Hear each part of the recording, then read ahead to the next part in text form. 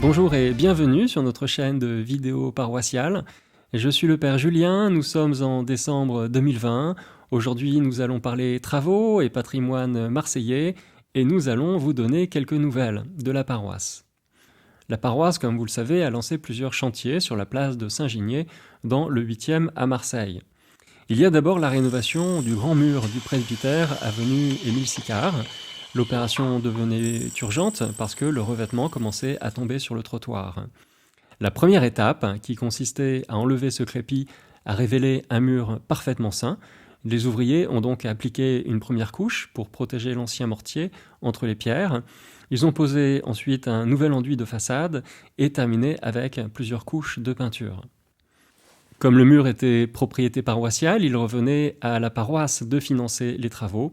Merci à l'association des Amis de Saint-Ginier qui a participé au projet à hauteur de 20%. Un hommage tout particulier à notre ami Jean-Jacques Fortunat, l'ancien président de l'association, décédé il y a quelques semaines. Nous remercions aussi chaleureusement Juliette et François-Xavier, ainsi que les invités de leurs noces. C'était en mars dernier pour leur participation.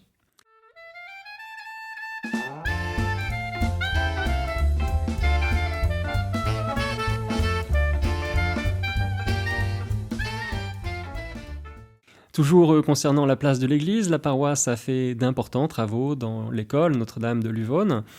Pour tout vous dire, il faut que vous sachiez que les locaux de cette école privée sont mis à disposition par la paroisse. Curieusement, l'organisme de gestion de l'école n'a pas voulu participer aux frais que nous avons dû engager ces 2 dernières années, et nous ne ferons pas d'autres commentaires.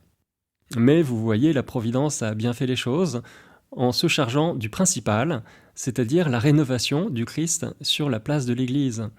L'entreprise de ferronnerie Fiandrino Boiaggian, à la Peine-sur-Uvonne, a généreusement offert de rénover le crucifix dont le métal, par endroits, était très oxydé. À la fin du projet, je ferai une nouvelle vidéo pour retracer l'historique de cette croix en détail et en images.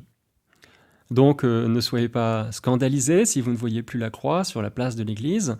La rénovation est en cours.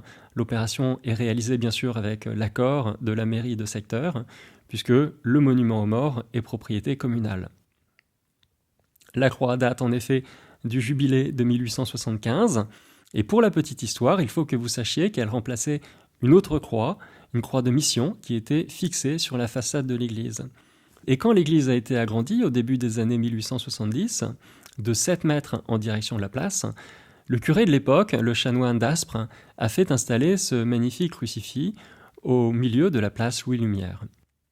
Autres travaux en perspective, la rénovation de la chapelle Notre-Dame du Vaune dans l'église, toujours avec le concours de l'association des Amis de Saint-Ginier.